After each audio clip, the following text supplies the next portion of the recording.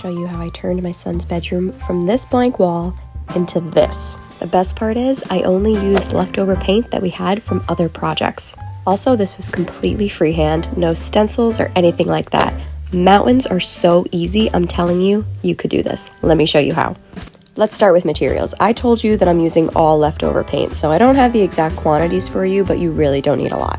Next, you need some chalk, and after that, you just need a standard paintbrush. I had to use a roller at the very end. I'll show you why, but you don't need it for majority of the project. If you are doing a mountain, you really want that depth, those lines, really want to make it look organic and like it's actually in nature. So a standard wire brush is what you're going to want. So to start off, I'm just looking at an inspiration picture I found on the internet right there on my computer, and I'm just drawing outlines in chalk on the wall. You could do pencil, I've seen people do marker, but chalk is the way to go because it comes right off. I actually didn't like my initial outline and I just wiped it all right off with my sleeve and it came off no problem. So I would do chalk, and then when the paint is dry, any chalk that's still sticking out, you could just wipe off with your hand and not worry about chipping the paint or anything like that. So I'm a big proponent of the chalk. Now, the reason I say I know you could do this, even though I don't know you, is that mountains are so simple. In their natural state, they are rugged, they are ragged, there are all these lines that don't seem to make sense, they are asymmetrical, so you don't have to be perfect. That's the beauty of drawing these mountains. You just slap them on the wall and paint them, and that's it. They're gonna look good. As long as you have peaks and valleys, it's going to look good. You want to stagger your peaks and valleys a little bit as you go through each color, and I'll get into that in the video, but I'm telling you, it's going to look like a mountain no matter what you do. Now, quick note before I go further, and then we'll get into more of the fun stuff. I initially recorded this stuff just for TikTok, so the only camera that I had going was on portrait orientation, or, standing up. So some of this footage might look a little wonky, look a little blurry. That's because it's zoomed in to fit YouTube. Like I said, I initially was just doing this for TikTok, did not anticipate putting this on YouTube, but I was getting enough questions and enough traction that I decided to bring this over. So bear with me, next time I will have 2 cameras running, I promise. Now, let's speed through this and get to the good stuff. I'm using 4 colors for my mountainscape, and the first color that I'm using is Prairie Dust by Glidden. I got this at Walmart. I used this paint on my kitchen table remodel, if you saw that on any of my channels. It was the base layer of my kitchen table, and I love it so much, and I had so much left over, so I thought, let's add this in a green mountain range, and it worked out perfectly. So now, to get started with the mountains, I recommend doing the outline first of each mountain range. I'm going over the top ones right here, and I do have to cut in on that corner. Like I said, I was recording for TikTok. I did not have a lot of detail shots, so you can't see me cutting in where I'm not hitting the next wall, but I'm just doing the top, and then I'm going to go over and do the bottom line, and then we'll fill in from there. Being really careful of your brush strokes. Now, a trick that I used while doing this, which sounds a little crazy, is that I didn't mix the paint all the way.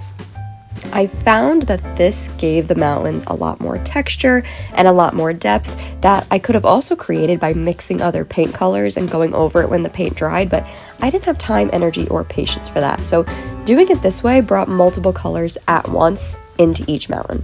While this was a time-saving hack, you do have to be mindful of your brush strokes. You can't do zigzags and go back and forth. I mean, unless that's what you want your mountain range to look like, but I'm being very mindful that all of the brush strokes are going in the same direction, and if I'm not in some places because I'm trying to patch, I will go over it at the end to make it look more seamless, almost like imagine if water was going down the mountain. What direction would that go in? That's the direction that you want your brush strokes to go in.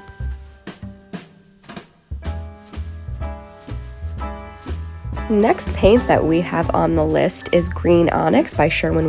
We use this for our nursery, and we have so much left over. So this was really the inspiration behind this project, is how am I going to get rid of all this paint? So as you can see here, again, sorry about the shot angle. We know, again, I was not filming for YouTube at the time.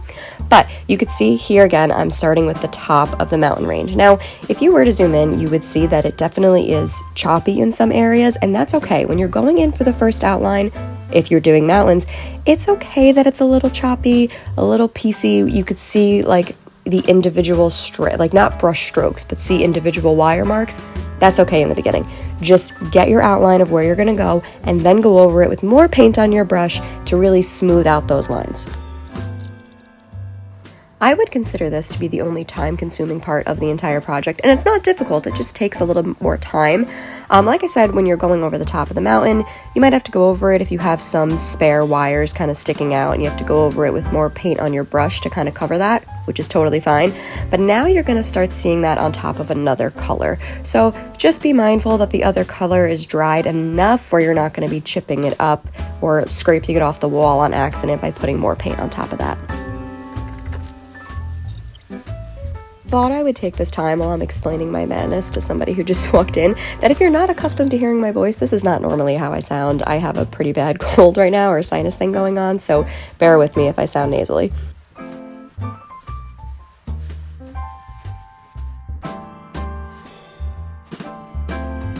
You can see here where I'm starting to go over the lines a little bit more deliberately with a lot more paint on my brush, just to make sure those edges are nice and sharp.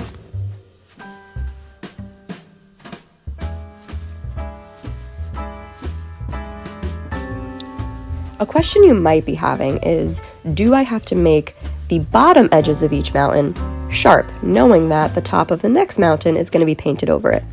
My answer is, I chose to, just because, one, it was going to give me a better outline, just so I could see exactly where I wanted that last mountain to be. I mean, I drew those lines in chalk for a reason. That is the outline I'm going for.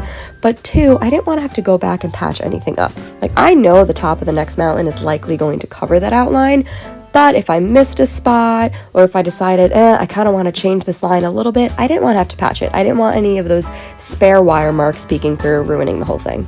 It's easy enough, it takes no extra time. I recommend just making all of your lines sharp.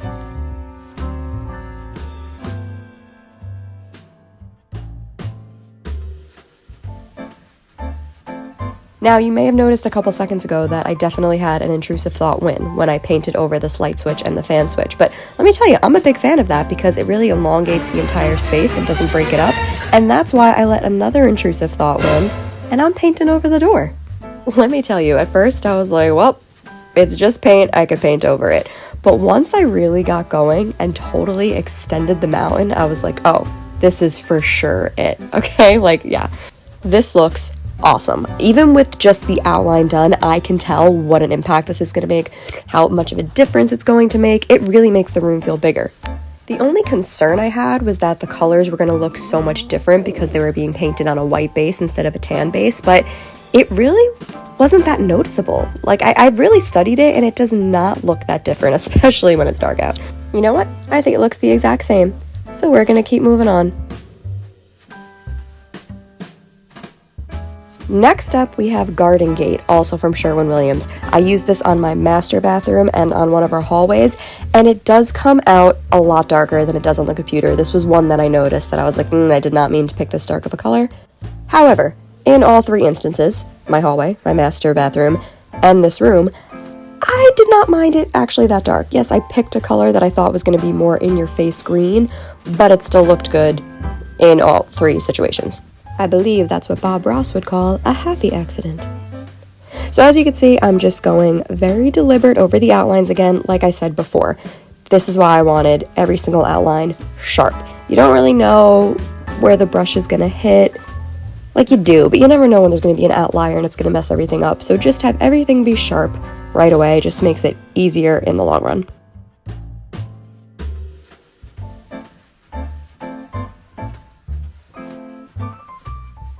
This part was cool because now I got to sit on the bed to finish.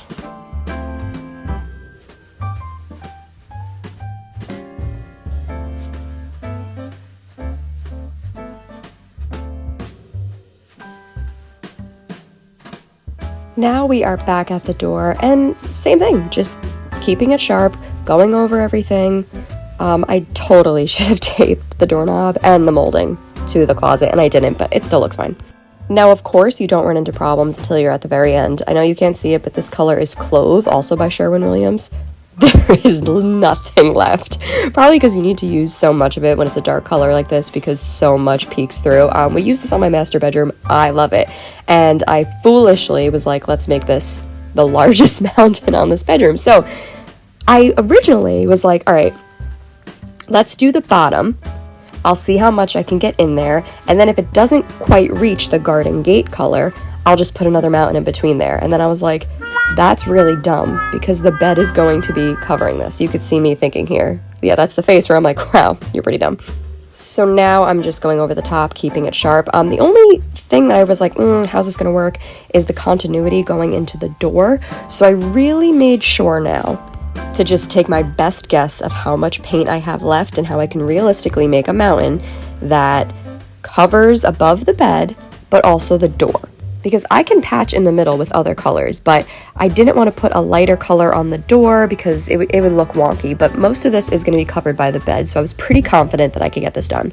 So I got the door done, and I got the top of the mountain done, and now I'm like, this is, it's not looking great. And I do not want to buy more paint. The whole point of this was that I was using leftover paint. So now I'm just taking this small little mini roller we had, and it's working. It's not the best, but again, I'm just vibing off of the idea that the bed is going to cover most of this. So the roller, it is spreading it.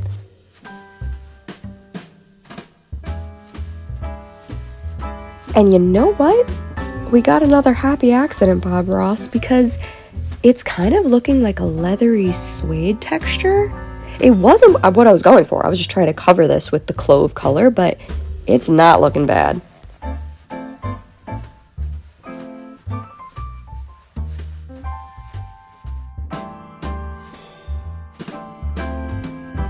It's kind of reminding me of like a Southwest, maybe like acrylic or oil painting. I don't really know what I'm talking about, but an artistic rendering of a mountain.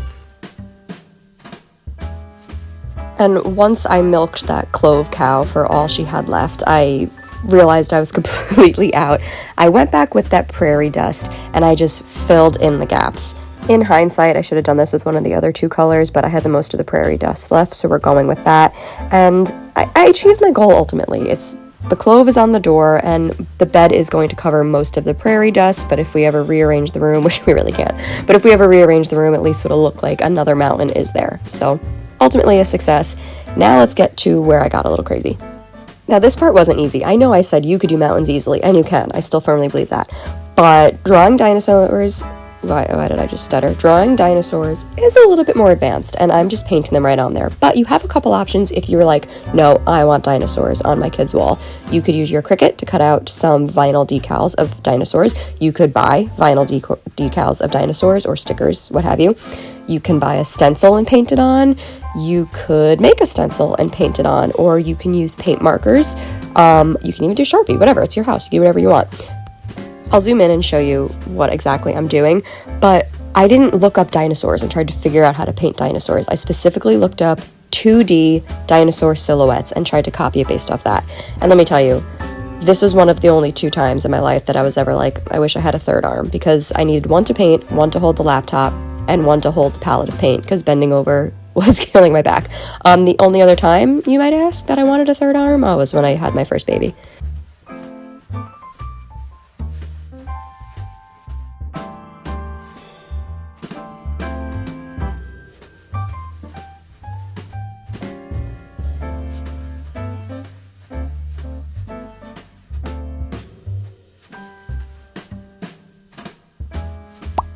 Now, this I think you could do.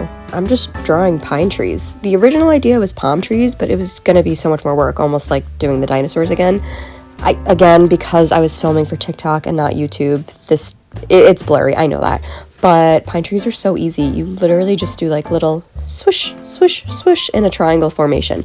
My daughter did request now, of course, which I did get on video later in the video, that I paint a mural in her room now. So I'm going to be doing pine trees in that video as well. So I'll make sure to zoom in nice, crisp, and clear for you to show you how to do it, but you could do this.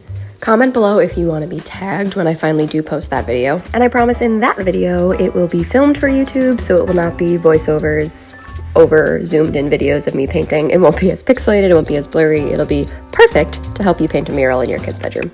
So now I'm just gonna go ahead and finish up, and I'll see you back at the reveal.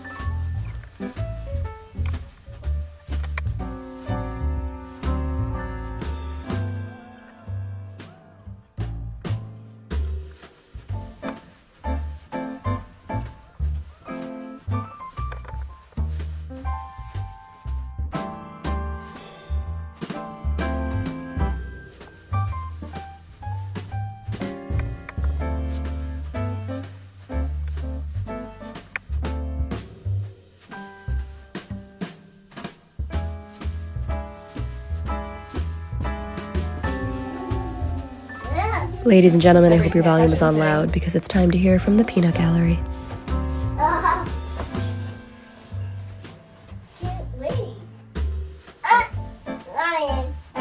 Are you watching me pay the dino? Remember, don't touch anything, right?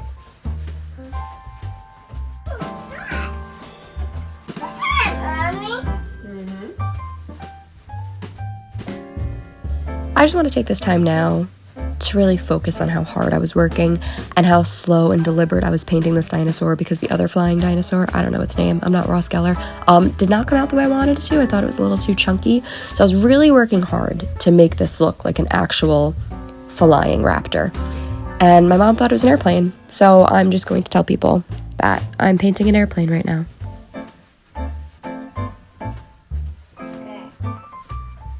What do you think? Good. Do you love it? Yeah. Can you pick my room now? And we are done. Again, sorry for the kind of cropped videos. We know, again, I was not filming for YouTube, but this is it. I only did one coat, mainly because of time. Nap time was coming around the bend, and I don't give up nap time with these kids. So I only did one coat, but it looked really good. I said this earlier in the video. It really adds to the depth and the dimension. But if that flat 2D look is more of what you're going for, you can easily accomplish that. This only took me 3 hours start to finish, and that's starting with getting all the paint out, putting on the drop cloths, and ending with completely cleaning up. So it's a quick and easy project, and I'm telling you, mountains are so easy. If you are still not convinced, just go over it with the chalk outline. See how it looks, and that way you could decide whether or not to add paint. I'm hanging up this moonlight that my brother had. It's about 20 years old. It was completely broken, so I just disassembled the entire thing and stuck some fairy lights in there, and it is actually the perfect touch. The fairy lights were orange, so kind of cool. Actually looks cooler than even a white light. My aunt told me that Pottery Barn sells a similar one for like $100, so this is for sure a steal. But I love it. This is the big reveal. I feel so accomplished. I have to touch up the trim around the closet a little bit, but other than that, this is good to go, ready for nap time, ready for bedtime. Let me know in the comments if you have any more questions. I would love to elaborate, and I'll see you guys on the next mural. Can't wait to show you what I decide to do for my daughter's bedroom. In the meantime, if you like this video, please give it a thumbs up and share it with somebody, and subscribe to my channel for some more cheap and easy DIYs. Follow me on all my socials, and have a great day, guys.